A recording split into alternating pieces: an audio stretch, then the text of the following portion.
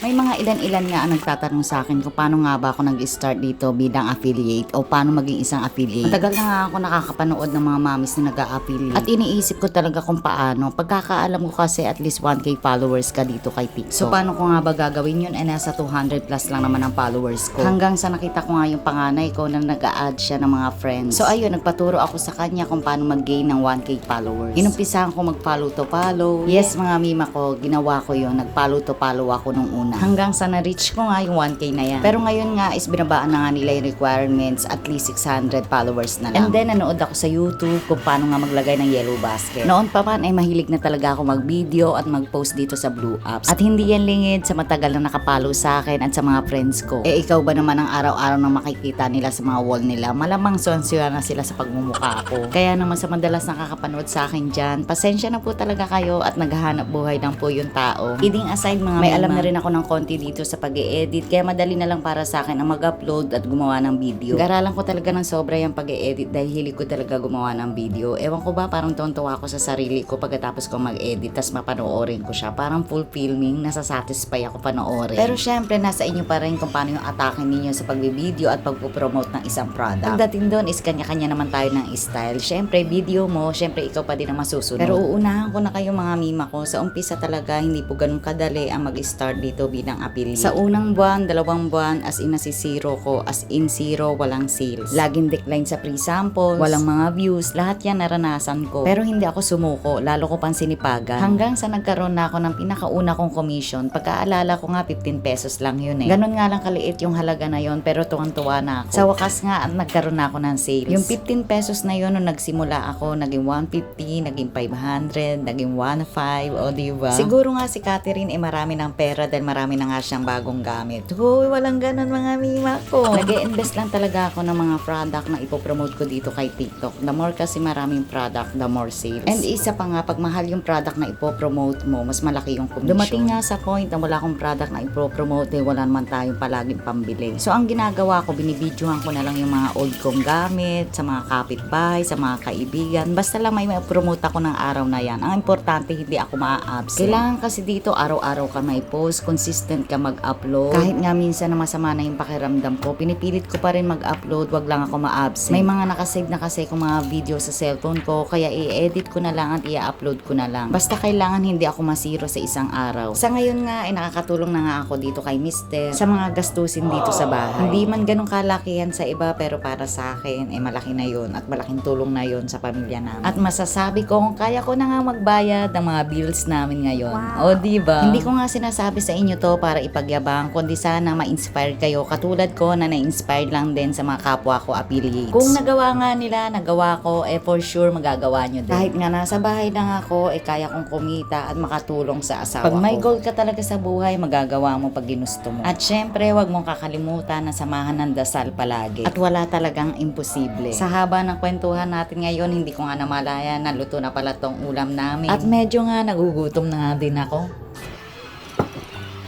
So ayun lang muna at sana na-inspired ko kayo. Tara po, kain!